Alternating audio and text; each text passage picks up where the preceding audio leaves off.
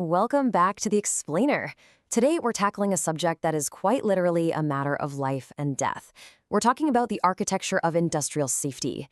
We rely on these massive, sprawling industries for almost everything we use in our modern lives, right? From the heavy steel frameworks holding up the buildings we work in to the really complex chemicals that keep global agriculture running. But when the intricate safety mechanisms inside these colossal systems fail, the results are just catastrophic. They leave scars that last for generations.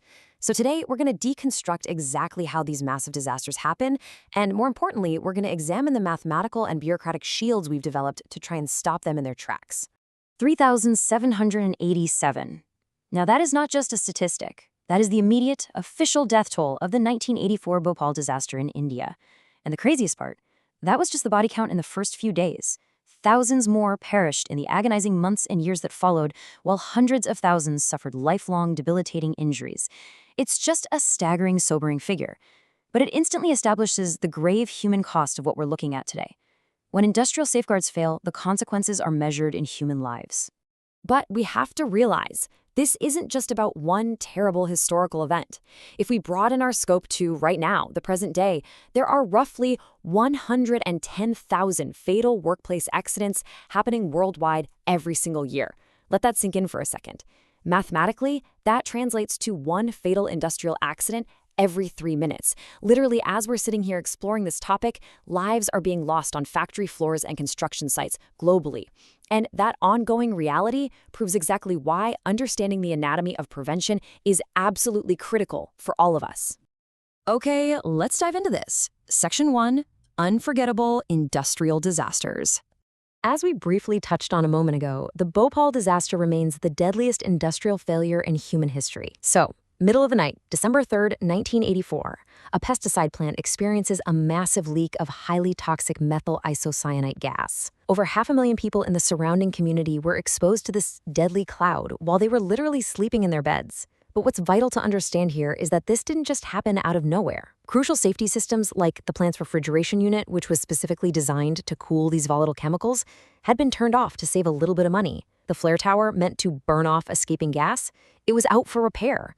It was a compounding series of ignored, unsafe acts that turned a localized issue into an absolute wake-up call for the entire world. It proved that industrial risks do not stay neatly contained behind a factory fence. And that brings us to another pivotal moment in safety history, the Flexbro disaster in 1974. A chemical plant reactor develops a crack, so they quickly remove it. But, to keep production moving and avoid costly downtime, the engineers hastily installed a makeshift bypass pipe to connect reactor 4 directly to reactor 6. The problem? They did this without properly calculating the physical pressures and fluid dynamics. Obviously, the makeshift pipe inevitably ruptured, releasing this massive cloud of vapor that instantly ignited. The resulting explosion completely leveled the plant, killed 28 workers, and injured dozens more. A catastrophic failure caused by simply bypassing standard engineering calculations for the sake of speed. Section 2, Heinrich's Pyramid of Risks. So this brings up a really core question. How do these massive, unthinkable disasters actually happen? Do they really just pop up out of the blue? Well, to answer that, we have to kind of shift our perspective and deconstruct these events by looking backward at the warning signs. Enter Heinrich's Pyramid. This is a foundational safety theory developed by H.W. Heinrich way back in 1931. The fascinating takeaway from his work is that a fatal accident is never an isolated incident. It's really just the ultimate, tragic peak of a very wide, often completely invisible foundation of ignored errors. Basically, Heinrich theorized that major disasters are mathematically linked to minor, everyday mistakes. It's like a giant iceberg. Let's actually build this from the ground up to see exactly how that compounding risk works. We start right here, at the foundation. 3,000 unsafe acts. This is the everyday reality on a factory floor. We're talking about an employee actively bypassing a safety switch just to save a few minutes, or a highly reactive chemical improperly stored in the wrong temperature zone, or maybe just a slick oil spill left uncleaned right next to a walkway. Now, on their own, these seem relatively harmless, right? And 9 times out of 10, absolutely nothing happens. Think about your own workplace. How often do we just step over a minor hazard because, well, it's not our job to fix it or we're in a rush? But make no mistake, this normalized negligence is the exact soil where disaster grows. As we move one step up, the math begins to solidify. Those 3,000 unsafe acts inevitably graduate into roughly 300 near misses. Now these are the moments that make your heart skip a beat. A heavy steel wrench dropping from a catwalk and landing just inches from someone's head, or a critical pressure valve spiking wildly into the red zone for 30 seconds before suddenly dropping back down to normal. Because no one was physically hurt and no product was damaged, these incidents are almost always brushed right under the rug. They go completely unreported. But if you keep ignoring those near misses, the statistical probability pushes you further up the pyramid.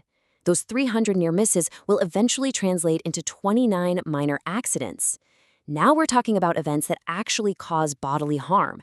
A sprained ankle, a minor chemical burn, maybe a severe cut requiring a few stitches. And what's really terrifying is why these continue to happen. Often, they're born from a deeply normalized culture of risk, where taking a hit is just considered part of the job. The workers accept the danger, management accepts the minor losses, and no one realizes they're fueling a ticking clock. And here is the devastating conclusion. If a facility allows those 29 minor accidents to happen without fundamentally changing its safety culture, the peak of the pyramid becomes inevitable. One fatal, potentially catastrophic accident. It is a mathematical peak of compounding negligence. The only way to stop that single fatality at the very top is to aggressively seek out and completely eliminate those 3,000 unsafe acts buried way down at the bottom. Section 3. Risk analysis, the steel factory. Now, it's one thing to talk about abstract math and theories from the 1930s. It's an entirely different thing to see how scientists actively quantify these risks on a real factory floor today.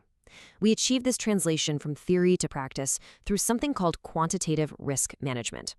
This completely takes the guesswork out of safety.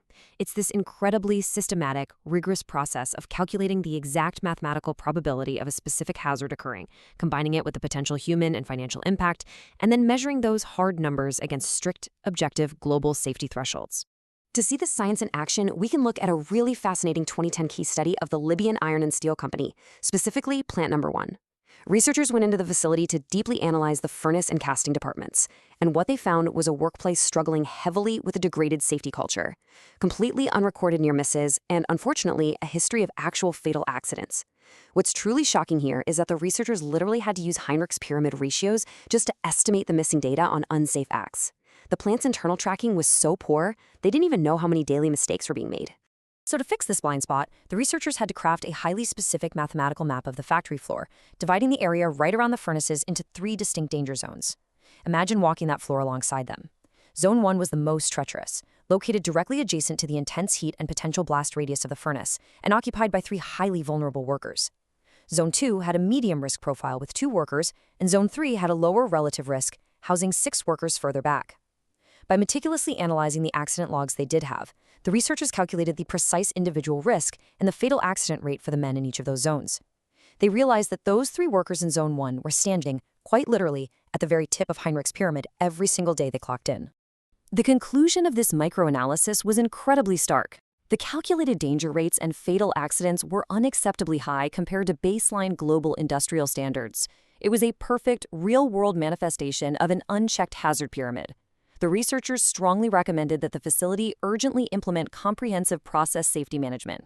Basically, this meant completely retraining workers, tracking every single near miss no matter how small, and rebuilding the entire safety culture from the absolute ground up before another life was lost. Section 4. Environmental permits, a protective shield. So we've thoroughly examined the micro level of factory floors and localized risk zones. Now let's zoom way out to the macro level. How do entire nations prevent these highly dangerous environments from operating in the first place? Well, we kind of have to reframe our view of government bureaucracy here. It is not just frustrating red tape. It's a literal national shield designed to prevent disaster.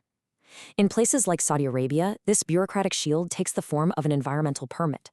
This is a mandatory, legally binding official document.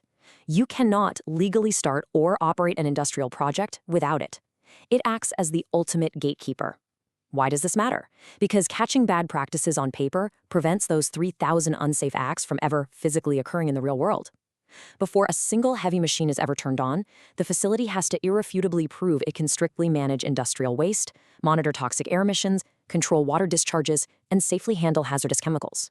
And it's really important to note that these permits are highly dynamic. They aren't just handed out once and forgotten about. There is a massive regulatory difference between applying for a brand new project permit versus an expansion permit. A brand new project requires a rigorous environmental impact assessment, engineered entirely from scratch, proving the site's viability to the state. But even if you have an existing, demonstrably safe factory, the moment you decide to add a new production line or expand your capacity, you are forced to undergo a strict update and reevaluation. You absolutely cannot just grandfather in old, outdated safety standards to brand new, highly complex machinery. Section 5. Steps and classifications of licensing. So how does a massive industrial corporation actually secure this critical shield? Let's walk through the structured process of how these modern, bureaucratic defense mechanisms are actually put into place. The licensing process is this brilliant procedural net. It starts by identifying the exact activity type of your facility to see what level of scrutiny you require, and then preparing exhaustive technical documents like that environmental impact assessment we just mentioned. Only after all that robust data is submitted through a centralized digital platform do state experts actually step in to comb through every single detail in a technical review. If you pass that rigorous review and pay the required regulatory fees, the final permit is issued. The shield is yours. It's a comprehensive preventative filter. Which brings us to our final thought for today's explainer. We've traced the anatomy of prevention from the devastating historical lessons of Bhopal and Flixborough, through the grim mathematical certainty of Heinrich's Pyramid, down into the precise risk mapping in a Libyan steel plant, and all the way back out to macro-level environmental licensing in Saudi Arabia. We know the math. We have the laws. But the ultimate question remains, are our current industrial safety cultures in our own daily workplaces truly strong enough to ensure the foundation of that hazard pyramid remains absolutely empty? Thank you so much for focusing in with me today, and keep learning.